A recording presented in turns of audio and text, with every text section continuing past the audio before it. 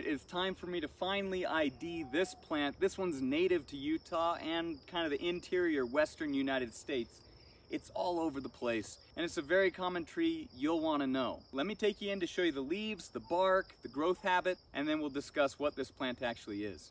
The leaves on this should be a dead giveaway as to the genus, or what type of tree this is.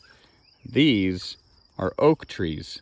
But what kind of oak trees are most prominent here in Utah? For those that don't know trees, this is what an oak leaf looks like. Really deeply lobed, doesn't have sharp pointy edges for the most part. This particular variety is kind of a matte green on top and lighter green on bottom that's slightly soft and fuzzy. Now the bark on these trees is more rough. And the growth habit can be kind of gnarled over time. You can see this dead part of the tree.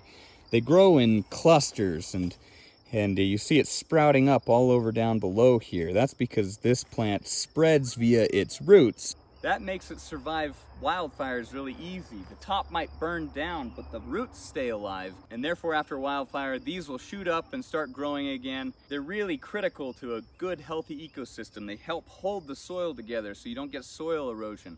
The acorns are fed on by birds and deer and bears. This tree grows in zones 4 to zones 8. It's really drought tolerant, can handle dry climates. So if you're doing xeriscaping, these ones are pretty good. The issue with these ones is I think they're great for kind of a wild landscape like this, but in your personal yards, you might find it kind of invasive because it does spread via those rhizomes, those roots underneath the ground, and they're really difficult to get rid of. So some people might say these are invasive, but this is its native habitat, and so growing out in the wild like this is great. For those that know what this tree is, go ahead and put a leaf emoji in the comments. Those that don't know, this one's called scrub oak. Now that's the common name we often use, also known as Gambel oak.